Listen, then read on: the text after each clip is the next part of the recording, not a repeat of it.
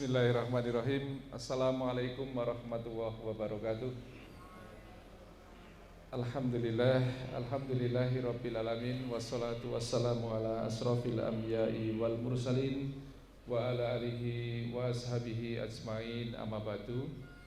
Bapak dan Ibu yang dirahmati Allah Subhanahu wa taala. Alhamdulillah, segala puji kita aturkan, kita panjatkan kehadirat Allah Rabbul Alamin. Sholawat dan salam semoga senantiasa tercurahkan kepada uswah kita Nabi Agung Muhammad sallallahu alaihi wasallam. Mudah-mudahan kita diberikan istiqomah untuk menjalankan sunnah-sunnah beliau sampai akhir hayat kita. Amin ya rabbal alamin. Terus puji kabaripun? Saya alhamdulillah nggih. Masyaallah. Kita belum bareng-bareng baca Al-Fatihah nggih. Dereng to? Dereng nggih. Yuk kita bareng-bareng maos surat Al-Fatihah nggih. A'udzu billahi minasyaitonir rajim. Bismillahirrahmanirrahim. Alhamdulillahi rabbil alamin, Ar-Rahmanir Rahim, Maliki yaumiddin. Iyyaka na'budu wa iyyaka nasta'in.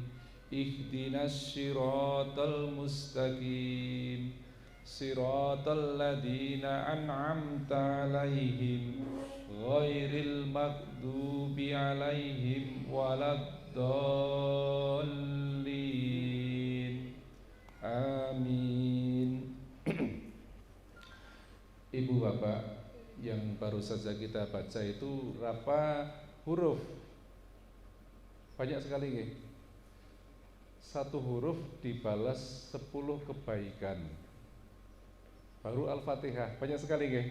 Masyaallah. Ya. Surat Al-Fatihah itu biasa disebut As'abul Mas'ani, 7 ayat yang berulang-ulang. Kita setiap hari membaca surat Al-Fatihah itu minimal berapa kali? Minimal 17 kali. Okay. Itu kalau sholat wajib saja 17 kali. Kemudian bahwa kita memulai membaca Al-Quran itu dimulai dengan membaca ta'awud. Tadi kita baca a'udzu billahi minasyaitonir rajim. Kita mohon kepada Allah dari perlindungan dari godaan setan yang terkutuk. Ya. Kemudian Bismillahirrahmanirrahim, dengan nama Allah yang Maha Pengasih lagi Maha Penyayang. Setiap perbuatan baik itu hendaknya kita mulai dengan Bismillahirrahmanirrahim. Wabil khusus di dalam Al-Quran itu ada satu surat yang tidak dimulai dengan Bismillah. Ya, surat apa Bu? Dalam At-Taubah. Yeah. Jadi surat ke-9, surat At-Taubah. Kalau orang juga bisa mengatakan surat Al-Baro'ah gitu nggih. Bismillahirrahmanirrahim, dengan nama Allah yang Maha Pengasih lagi Maha Penyayang. Alhamdulillahi rabbil alamin. Segala puji hanya bagi Allah Rabbul Alamin, yang menguasai alam semesta. Bapak Ibu, memang yang paling berhak untuk mendapat pujian hanya Allah. Kita sok dipuji orang lain. Kita sering mendapatkan keberhasilan. Kita sering berada di satu titik tertinggi, kemudian orang memberikan jempol, orang memberikan pujian. Ya. Apakah pantas kita mendapatkan pujian? Ternyata kalau terjadi seperti itu, kita harus mengembalikan pujian itu kepada Allah. Kita dipuji orang nih, wah hebat kamu, wah memang betul-betul kamu luar biasa. Maka kita Tidak boleh kemudian aku kok gitu. Aku kok. Ya. Alhamdulillah, ini semua adalah dari Allah. Ini adalah pujian semuanya milik Allah.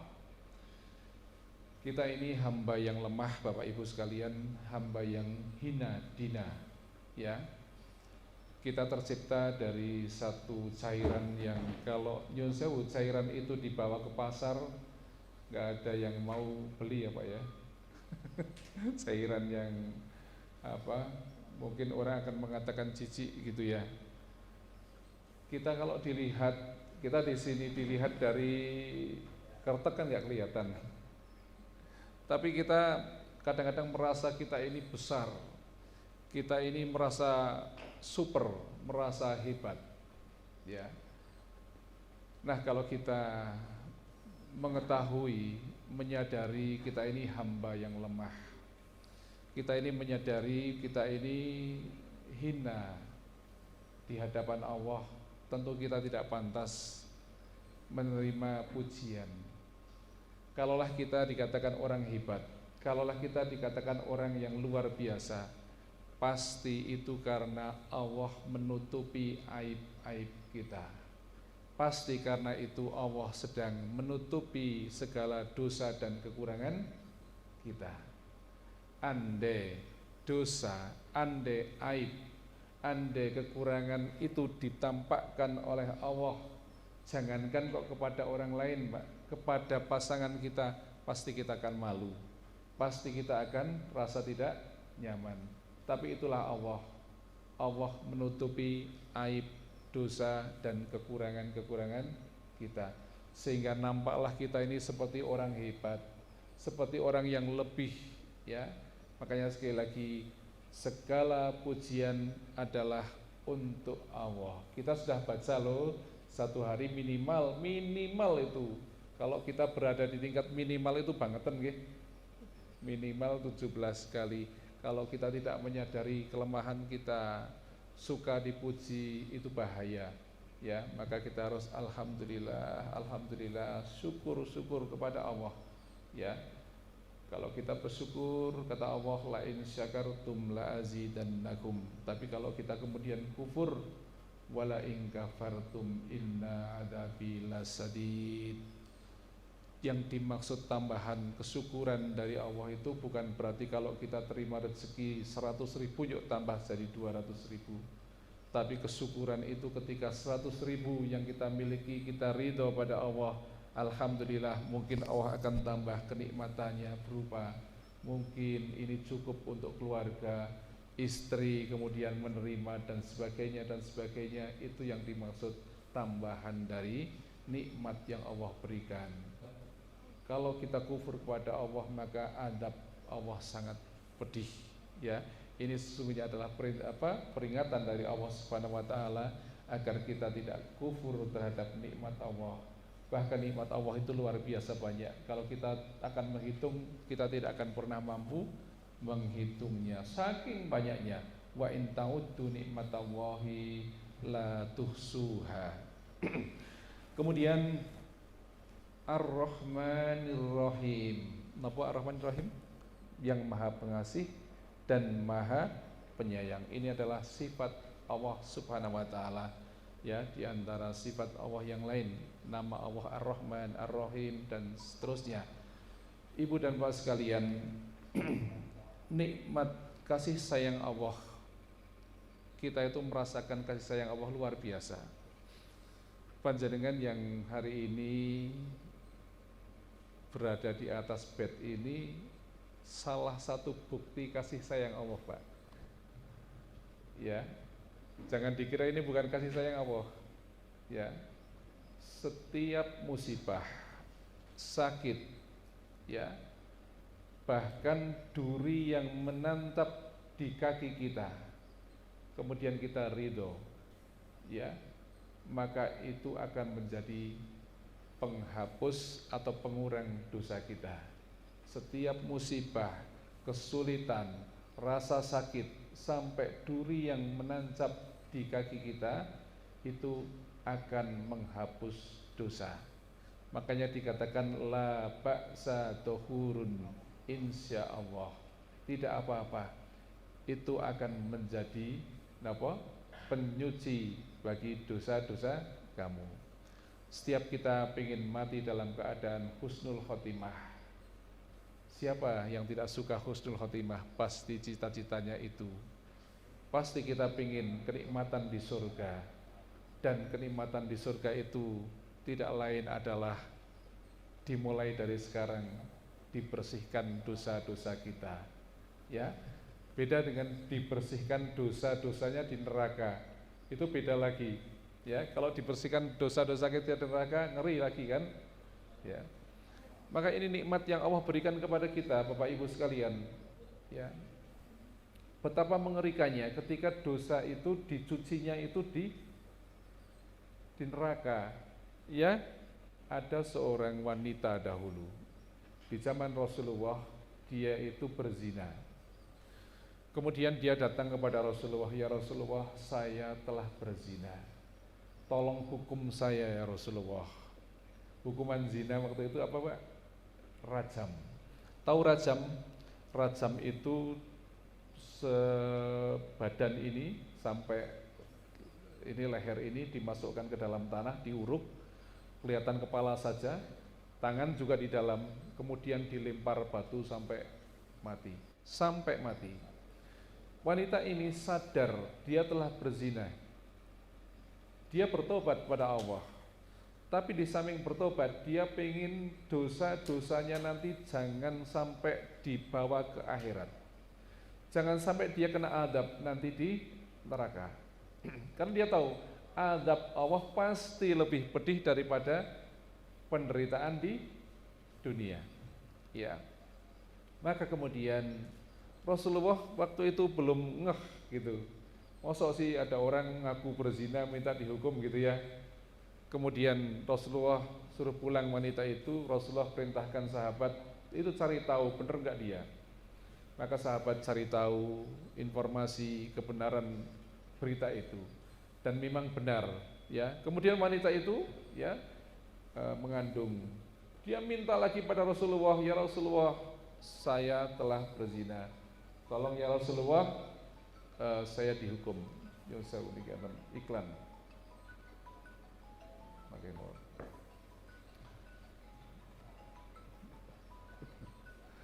Kemudian Rasulullah suruh pulang orang itu, ya.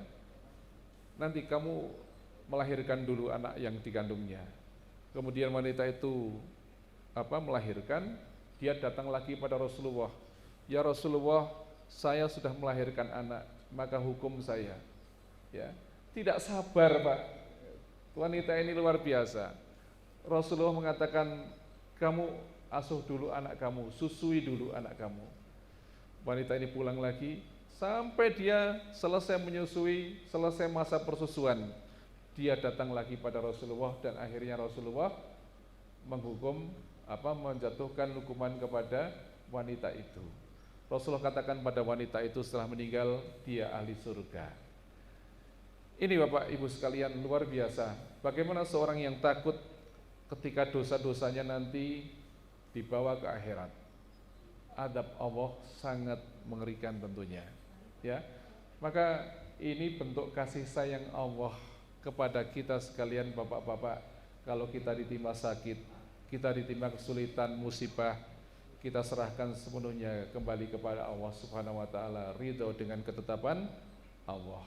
Ibu bapak yang menunggui ini juga mendapatkan nikmat. Mungkin dengan ini menjadi dekat. Coba 5 jam membersamai, kan luar biasa nggih. 5 jam bisa curhat, bisa dekat, ya Allah. Jarang loh. Kalau suami dengan istri itu kadang-kadang kalau pergi malah nggak seperti waktu dulu waktu muda kan Pak nggih. Maunya pergi terus ya. Ini bisa dekat, Masya Allah nggih Pak nggih. Masya Allah Amir. Kemudian apa? Ar-Rahmanir-Rahim, Maliki Yaumiddin. Malik itu raja. Malik dengan Malik panjang itu adalah yang menguasai. Ya, jadi ketika kita membaca Al-Fatihah bisa Maliki, bisa maliki, ya, sama artinya tidak masalah. Maliki yaumiddin artinya adalah yang menguasai hari pembalasan. Ibu bapak, Allah Ta'ala sebenarnya tidak hanya menguasai hari pembalasan, menguasai dunia dan seisinya alam semesta ini, tapi dikatakan di sini yang menguasai hari pembalasan. Kalau di dunia sekarang ini banyak orang yang bisa mengatakan, saya penguasa wilayah ini, saya yang menguasai ini daerah ini sekitar adalah milik saya yang berkuasa di sini dan seterusnya. Ini di dunia, ya. Tapi tidak nanti di akhirat, di hari pembalasan, tidak ada yang bisa mengatakan, neraka ini yang menguasai saya, surga ini yang menguasai saya. Tidak ada yang bisa mengatakan begitu. Hari pembalasan adalah yang menguasai hanya Allah. Itulah dikatakan Maliki Yaumiddin. Semuanya tunduk pada perintah Allah, semuanya tunduk kepada Allah. Semuanya orang takut pada hari itu. Sekarang kan nggak ada yang takut. Manusia itu nggak pada takut Pak sekarang Pak. Ya, puasa kayak nggak puasa aja ini, ya. Jadi Masya Allah, kita nanti akan ada di satu hari ketika kiamat luar biasa, keadaan kiamat, hancurnya alam semesta, kemudian kita digiring di padang mahsyar dalam keadaan tanpa busana, dengan jarak matahari dengan kita ini hanya 1 mil, masing-masing kita akan berkeringat dan banyaknya keringat itu sesuai dengan dosa-dosa kita. Ada yang keringatnya hanya sebatas mata kaki, ada yang sampai pinggang, ada orang yang tenggelam dengan keringatnya. Itu sebagaimana dosa-dosa mereka. Jadi semua orang takut dengan pengadilan akhirat. Hanya Allah yang menguasai hari pembalasan nanti. Allah Maha Adil, Allah tidak akan berbuat dolim kepada makhluk, Allah tidak akan berbuat dolim kepada hambanya siapapun. Diperlakukan dengan adil, yang beramal soleh, yang berbuat dosa, semuanya ditimbang sesuai dengan takarannya. Iya, karena butuh wa iya karena stain. Ini ikrar Bapak Ibu. 17 kali minimal sehari kita mengatakan, hanya kepadamu ya Allah kami beribadah, dan hanya kepadamu ya Allah kami mohon pertolongan. Kita sudah bersyahadat asyhadu alla ilaha illallah. Kita mempersaksikan tidak ada Tuhan yang berhak diibadahi hanya Allah. Tidak ada Tuhan yang paling pantas, yang benar untuk diibadahi kecuali hanya Allah. La ma'buda bihaqqin illallah. Maka dari itu kita harus mengesampingkan, meniadakan Tuhan-Tuhan yang lain selain Allah Ta'ala. Banyak keadaan di sini di rumah sakit atau di rumah sakit manapun orang sakit itu, ya, kadang masih percaya ke dukun, ya. Orang sakit masih mengatakan gini, nih obat gini nyong orang obat iki ora mari, gitu kan. Banyak itu, iki obat sing mari nyong obat kiye. Ya, itu bahaya, itu juga bisa mengarah ke kesyirikan. Padahal kita tahu kalau kita sakit siapa yang menyembuhkan? Allah, ya. Di dalam surah Asy-Syu'ara 80, wa idza maridtu fa huwa yasfin. Kalau aku sakit, maka Allah lah yang menyembuhkan. Jadi pastikan kita menyembah hanya kepada Allah. Pastikan juga anak turun kita itu menyembah Allah. Ya, itu ada satu cerita di dalam Al-Qur'an ketika Nabi Yakub datang tanda kematian, itu beliau kumpulkan anak-anaknya. Ya, itu di dalam Al-Qur'an disebut gitu. Ketika datang tanda kematian, Nabi Yakub itu kumpulkan anak-anaknya. Nabi Yakub itu tanya, anak-anak laki-laki Nabi Yakub itu, besok nek bapakmu itu mati, siapa yang akan kamu sembah? Yang sewu, Kita boleh dong nanti suatu saat kita akan meninggal, umur kita sudah tua, ya.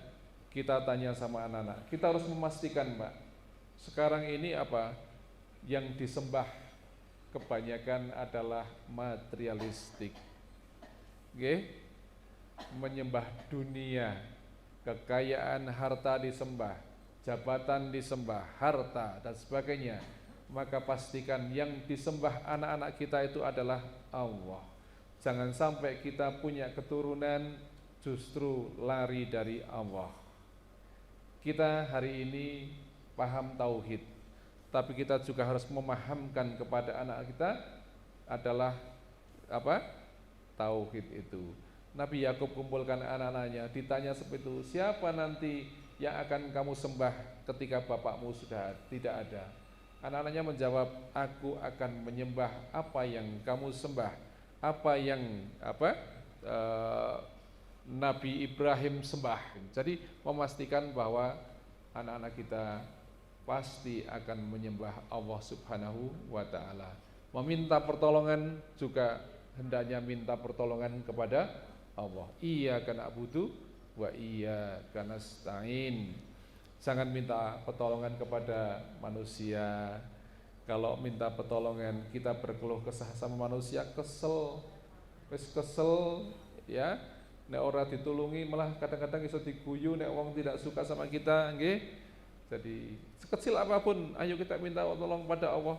Jangan lelah berdoa pada Allah.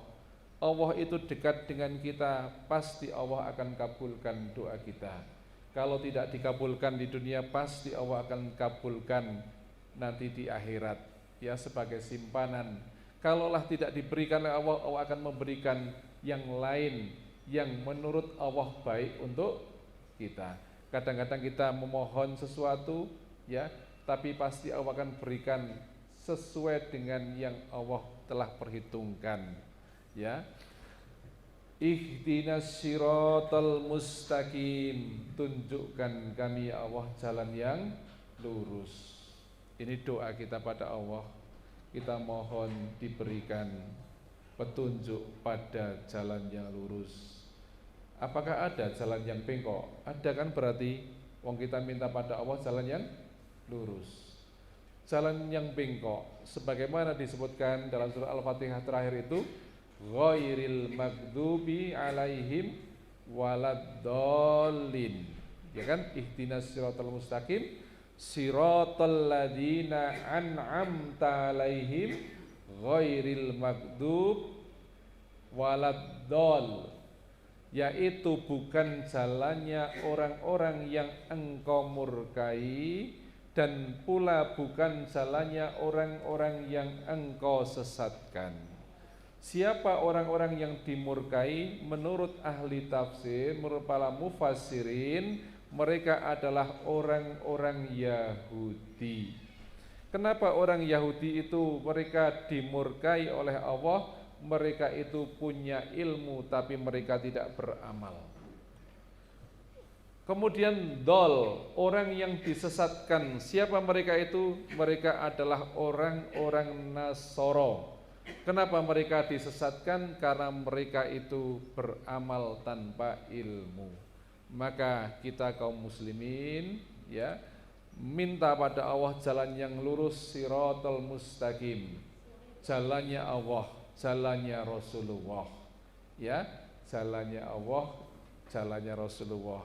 Di mana jalan Allah, makanya kita sering baca Al-Qur'an. Bagaimana kita tahu jalan Rasulullah? Makanya kita belajar dari sunnah-sunnah Rasulullah SAW, dari ngaji, dari membaca dan seterusnya. Itu Bapak dan Ibu sekalian, sedikit kita belajar tentang surat Al-Fatihah. Mudah-mudahan bermanfaat, ya. Ada pertanyaan barangkali? Cukup jelas, nggih? Atau malah bingung? Saya tidak bisa yang lebih dari itu, nggih. Bapak Ibu, mari kita berdoa sejenak, nggih, untuk kesembuhan kita, untuk kesehatan, ya. A'udzubillahi minasyaitonirrajim. Allahumma sholli ala sayyidina Muhammad wa ala alihi wa sahbihi ajmain. Allahumma ighfir lil muslimin wal muslimat wal mu'minin wal mu'minat al ahya'i minhum wal amwat innaka sami'un qaribun mujibud da'wat. Rabbana hab lana min azwajina wa dzurriyyatina qurrata a'yun waj'alna lil muttaqina imama. Rabbana la tu'akhidna in nasina aw akhtana. Rabbana wa la tahmil 'alaina isran kama hamaltahu 'alal ladzina min qablina. Rabbana wa la tuhammilna ma la taqata lana bih wa'fu 'anna waghfir lana warhamna anta maulana fansurna 'alal qaumil kafirin. Allahumma arinal haqqo haqqo warzuqna ittiba'ah wa arinal batila batila warzuqna tinabah. Allahumma rabbana adkhibil ba'sa isfi anta safi la sifa illa sifauka sifa'al la yughadiru saqama. Rabbana taqabbal siyamana, Rabbana taqabbal ruku'ana, Rabbana taqabbal sujudana birahmatika ya rabbal alamin. Rabbana atina fid dunya hasanah wa fil akhirati hasanah wa qina adzabannar. Wassalamualaikum warahmatullahi wabarakatuh.